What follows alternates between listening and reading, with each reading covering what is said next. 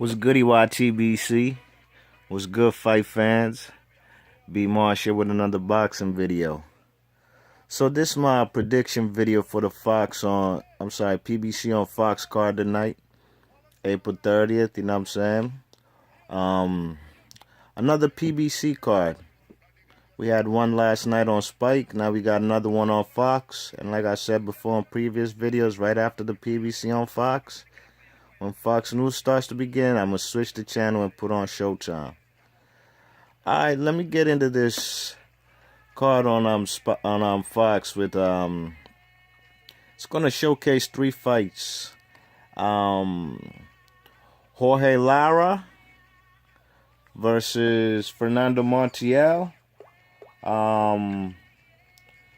Thomas Williams Jr. versus Edwin Rodriguez, and the main event, which will be Berto and Victor Ortiz. You know what I'm saying? So let me start with Fernando Montiel and Jorge Lara.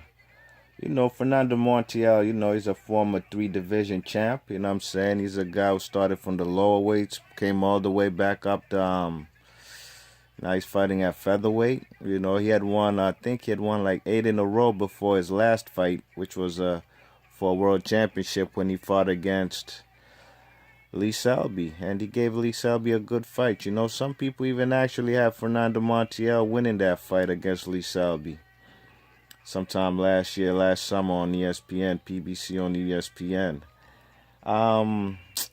I didn't. I had Lee Selby winning, but barely. It was a real close fight. You know, the man, Fernando Montiel, he showed a spirited effort, you know what I'm saying? He did his thing, you know. He showed why he was a former 3-division champ, you know what I'm saying? Who's been in there in the likes with like Johnny Gonzalez and, you know, what's his name? My man Mark Too Sharp Johnson from DC gave him his first loss. So he's been there with some good quality guys, you know what I mean, over the years. Everybody probably mostly knows him for that fight he fought with Nonito Donaire, you know what I'm saying? Nonito Donaire, man, he rocked him bad with, I think, was it a right hook? But he flattened Fernando Montiel, you know what I'm saying, in 2 rounds, you know what I'm saying? And if I'm not mistaken, I think it was a unification match. I can't quite remember. But the man Fernando Montiel, man, he's a short guy, man. He's like 5'4". He got decent reach, you know what I'm saying? But the guy he's facing is Jorge Lara. He's a guy out of Mexico. And this Jorge Lara kid is a guy who's 27-0 with 19 KOs, 2 draws, and he himself is a southpaw. You know what I'm saying? I've only seen him fight once on TV. He fought a guy. It was on PBC. I can't remember when. It was sometime last year in 2015, and it was a good fight.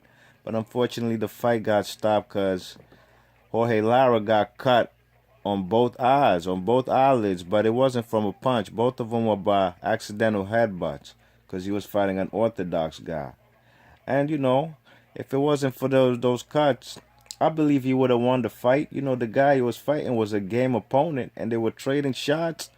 And, you know, the guy, Jorge Lara, is pretty quick. He's quick and small, and he's a guy who throws punches in bunches, you know what I'm saying?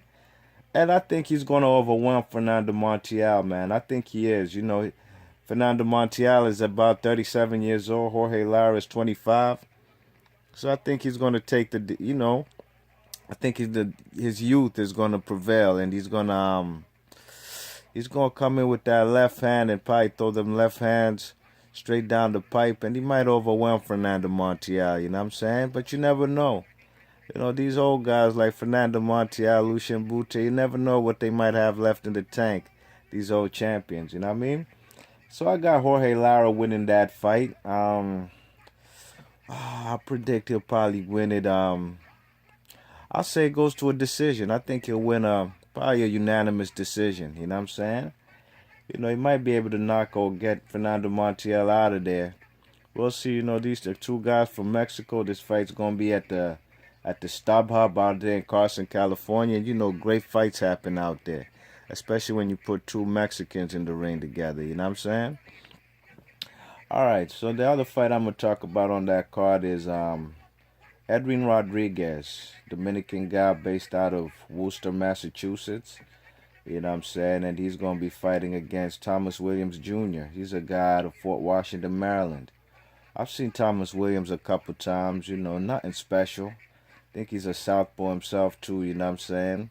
Um, I've seen him fight against Gabriel Camparello from out of Spain, and, Camparello was smacking this guy all over the ring, you know what I'm saying? I think he cut him bad, and the fight got stopped by the doctors, you know what I mean? It didn't go long. Let's say 5, maybe 6 rounds. Um, and the man Edwin Rodriguez, Edwin Rodriguez is a guy, he's a durable guy, man. Surprised he ain't, he's never been a world champ, you know what I'm saying? But he's a guy with only one loss, and that one loss was at once when he was into 168 super middleweight division. It was a tune-up fight for Andre Ward, you know what I mean? And it went 12 rounds. Andre Ward ain't knock him out. But it was a good fight for Andre Ward. And Edwin Rodriguez, he's a guy who gets fellas out of there, He don't got a high knockout percentage. But for the most part, he's not coming in there just to get a decision. For the most part, he's an aggressive guy who wants to get that KO, you know what I'm saying? So it's going to be interesting, him being unorthodox, fighting against Thomas Williams. I got him knocking Thomas Williams out. I'm sorry. I think I got him knocking Williams out probably. He's also very vulnerable, The man, Edwin Rodriguez, a guy who likes to come in face first sometimes with his hands down. His last fight with a guy named Michael Seals, man, that was a great fight. The fight, I think, only went 2 rounds, but they both dropped each other numerous times. And, he's also liable to get dropped himself, but I think he's the one who's going to get the stoppage, you know what I'm saying? I got him with the late round stoppage. Maybe even, let me say midway, between 6, 7, and 8. That's where I have him stopping this guy, Thomas Williams. I've seen Thomas Williams fight. I think he fought his last fight, he fought a guy there was PBC. Can't remember the guy's name, but the guy was a guy who didn't even have 15 fights, you know what I'm saying? And had a couple losses in his record, so it wasn't really a fight to tell me how good he is, because the opponent really wasn't that good. All right, so let's talk about the main event, man. The main event is a rematch from 2011. Andre Berto versus Victor Ortiz, you know what I'm saying? It was a good fight back in 2011. It was actually the fight of the year, you know what I'm saying? These were two guys, who were, I could say at that time, in the prime of their career. They've definitely regressed ever since, you know what I'm saying? Especially with Andre Berto, Andre Berto's a guy who, he's had better days behind him, you know what I'm saying? Andre Berto's a guy who's lost to Soto Carras, albeit he had a messed up hand, you know what I'm saying? He messed his shoulder up, and he basically fought the whole fight with one shoulder. And it was a close fight, you know what I'm saying? But back in 2011, Victor Ortiz was the first guy to give Andre Berto his first loss. You know what I'm saying? He gave him his first loss. It was a great fight. He dropped the man about 4 times. Not 4 times, I'm sorry. I think it was 4 times. Overall, there was 4 knockdowns in that fight. He dropped Andre Berto in the first round. This is actually the fight I'm looking at right now that's on the screen, you know what I'm saying? The first fight with Andre Berto and Victor Ortiz. Victor Ortiz is a guy, he has some losses in his career, and none of them losses was him going out on his shield, you know what I'm saying? He lost, Josecito Lopez broke this man's jaw, and the man, he quit. The man, Marcus Maidana, he made him quit too. He made Victor Ortiz quit, even though Victor Ortiz had dropped Maidana numerous times, but Maidana is a relentless guy who kept coming forward, and he brought the pain to Ortiz, and Ortiz ain't want no more parts of that, you know what I'm saying? So, in this particular fight, Andre Berto is a guy who fights. He got quick hands. You know what I'm saying? He's quick. He's a kind of guy who likes to bring the pain to an opponent. But unfortunately, he's a guy whose defense is horrific, man. It's terrible. You know what I'm saying? He can't stop no punches from coming in. The man, Andre, what's his name? Victor Ortiz is a guy who's, he was pretty quick in his day, in his heyday. He had quick hands. He's a kind of guy who also had power. I remember his first 25 fights. He was 25-0 with 24 knockouts. You know what I'm saying? He was getting fellas out of there.